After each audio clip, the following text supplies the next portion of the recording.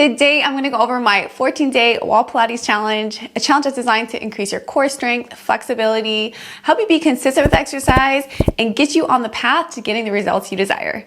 Let's go.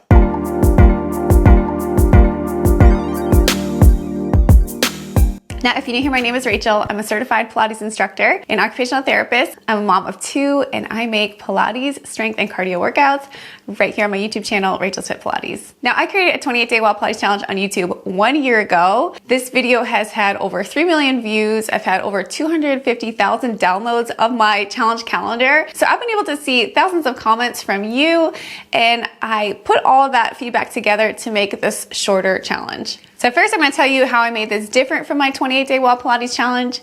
Then I'm gonna go over 10 of the most common questions and comments that I've seen for people going through the challenge, so it can minimize any confusion and really help set you up for success. Then at the end, I'll tell you how you can find the link for the calendar, where all the workouts are, and how you can get started today. So first up, how is this challenge different from my 28-day Wall Pilates challenge? First of all, it is shorter in length in that it is only 14 days. It can be really intimidating for people who are beginners to commit to a 28-day challenge. Next, they are shorter in length, so they are 20 minutes and under. My Wall Pilates challenge does start slower, but then because it's 28 days, we progressively increase the time and the intensity. Next, all the workouts have a warm-up and a cool-down stretch included in the video. This would be a great challenge for you if you are new to Wall Pilates, or even if you've done my 28-day Wall Pilates challenge or any of the other challenges on my page. I've planned these workouts in a way where you can make it more challenging if your fitness level is above a beginner. Now let's go over 10 of the most common comments and questions that I get. So it'll just take about 10 minutes of your time, and I encourage you to watch the whole thing because I think it will really help with you being successful with this challenge. So first up, where do I find the workouts, and are they really free? Yes, everything is free on YouTube. All the workouts are on my YouTube channel, Rachel's Fit Pilates. I create a calendar for each of my challenges that you'll be able to download at the end of this video. From there, you click the thumbnail picture that goes right to your YouTube workout, or you can go to my homepage, Rachel's Fit Pilates, and see the playlist there with all the workouts. Everything is labeled by day, in order, and has a badge that says 14-day Wall Pilates challenge. Now, what ages are appropriate for Wall Pilates? Really any age. I have from teenagers to women and men in their 70s. It's a very gentle way to move, and especially if you have issues with your hips, knees, ankles, you really might be pleasantly surprised with how good it feels for your body. What equipment do I need for the challenge? You do need a set of dumbbells. If you don't have that, you can use 2 cans, glass jars, or 2 water bottles. I do try to include equipment in my workouts because I think they're gonna be more effective and more hitting that strength training piece than just kind of like a stretchy workout. I also include a band in 2 of the workouts. I will link the band that I use below. Those 2 workouts can be done without the band if you don't have it, so don't let that discourage you if you don't have a band. Next, is Wall Pilates good for weight loss? That's probably one of the most common questions that I get. The reality is you don't need any exercise to lose weight. Losing weight is all about being in a calorie deficit, so eating less than what you normally do. What is great about that is that you can choose whatever type of exercise that you enjoy doing, that you're gonna be consistent with. On paper, Wall Pilates is not gonna be a very high calorie burning workout. I've gotten so many comments and stories of people losing 20 pounds, 50 pounds, losing so many inches, and is it because of the workouts itself? I think it's because they were consistent with exercise. They found something they liked that they'd come back to, and then they made those habit changes in their life. So my hope for you is if you do have a weight loss goal, that you end up enjoying my workouts so much that it helps you be consistent with that exercise piece.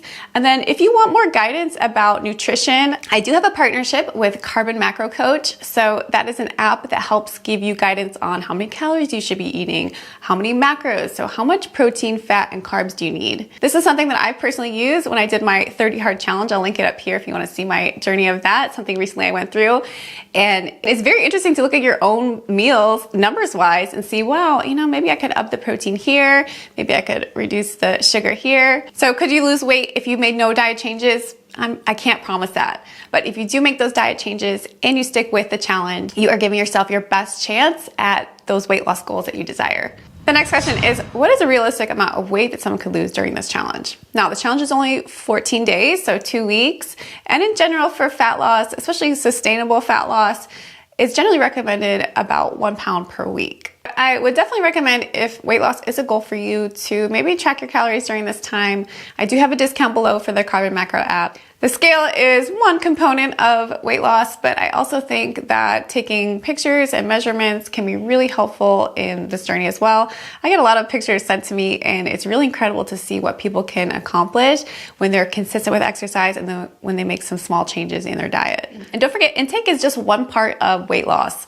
Proper sleep is also important. Hydration. I use a Whoop to track my sleep so I can see what kind of things in my day are affecting my sleep, because this plays a huge role in my energy for the next day, my willingness to work out the next day. If having a wearable device is something that you think would be helpful for you, I do have a community discount for Whoop. I'll link that in the description below. Next up, how are my Wall Pilates workouts different from the apps you've seen advertised or maybe some of the other channels on YouTube? I've made a video, I'll link above, that's all about, is Wall Pilates effective? Are you gonna get those results that these apps and fat burning workouts are claiming? I'll give you the condensed version here. Number one, I am a Pilates instructor. Believe it or not, the majority of Wall Pilates workouts that I've seen on the apps or through YouTube are created by fitness instructors or influencers.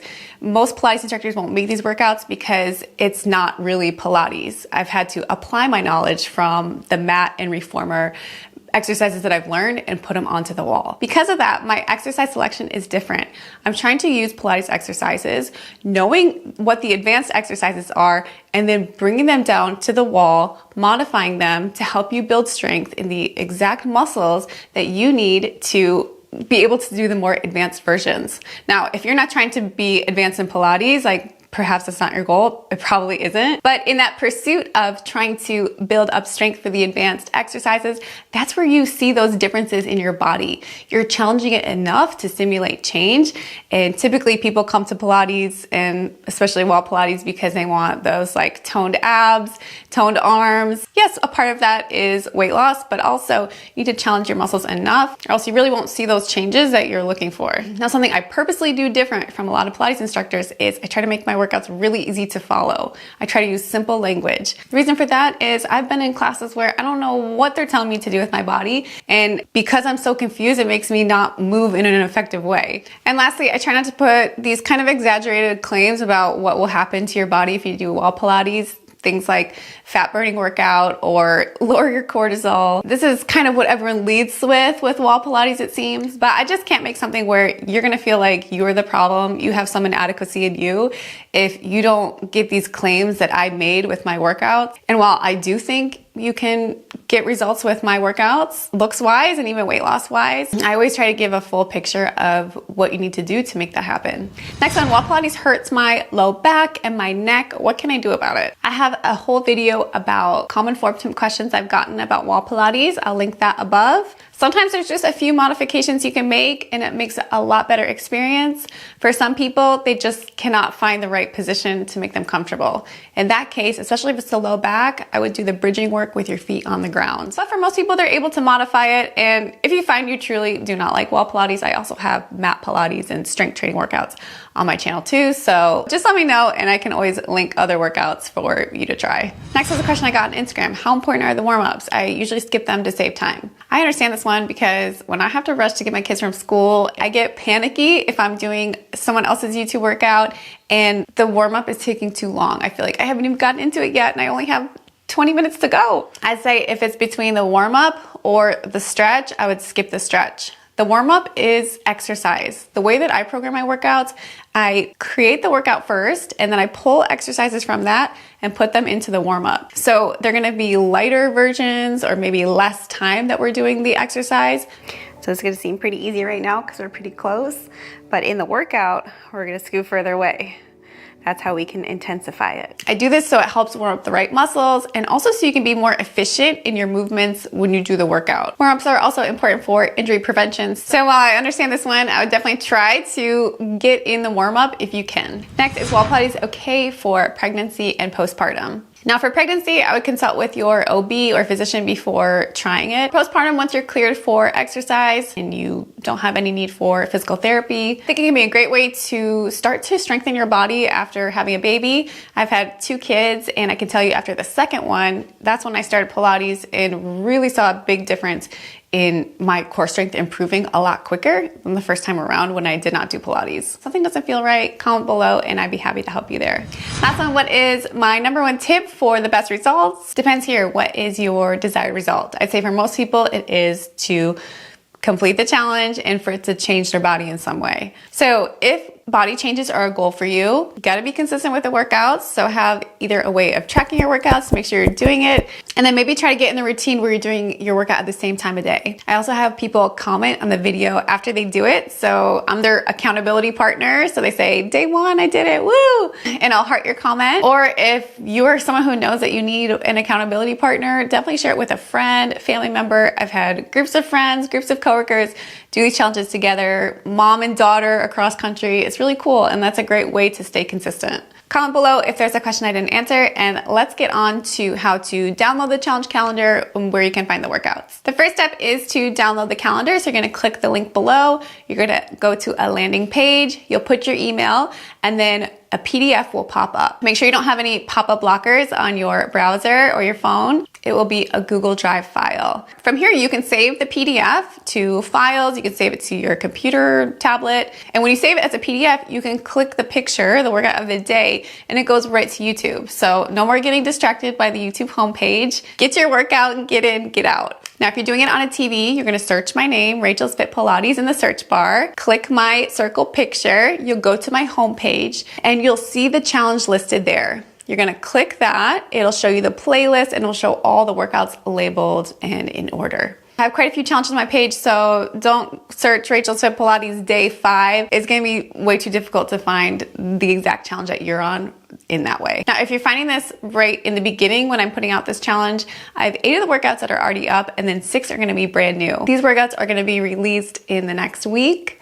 They're gonna say members only first because they are released to my early access YouTube membership, but do not feel the need to purchase a membership.